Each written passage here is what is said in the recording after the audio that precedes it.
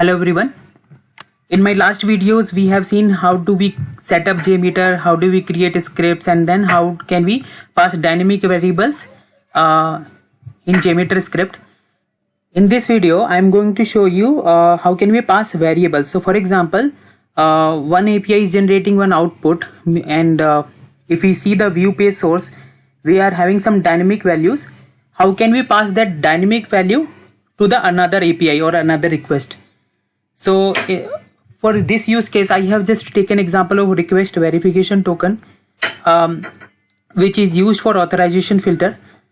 So for example, there is one API which generates a page maybe just before a login, which gives me this type of form field inside the page source.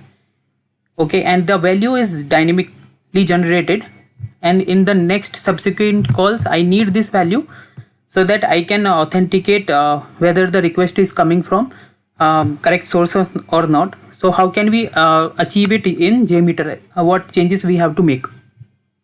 So what we need to do, I will just go to the JMeter console.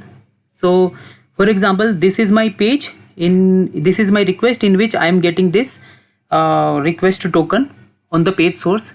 What I need to do, I need to add a post processor, which is nothing but a CSS selector extractor. Okay, and then I need to provide some values. So name of the created token, for example, I'm just giving it the name of this will be token.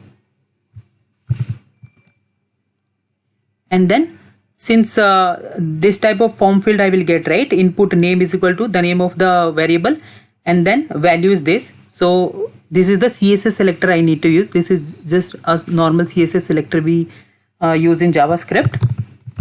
I will pass it here. And then what attribute I need to fetch from this selector, that is nothing but value. So I will just write value.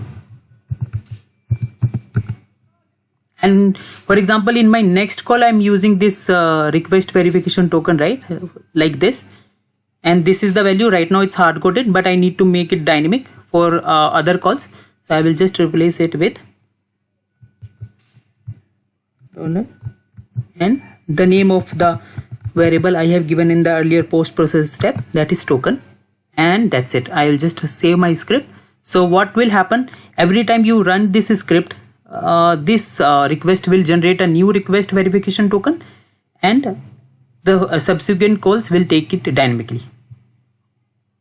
Hope it will help you. Thanks for watching this video.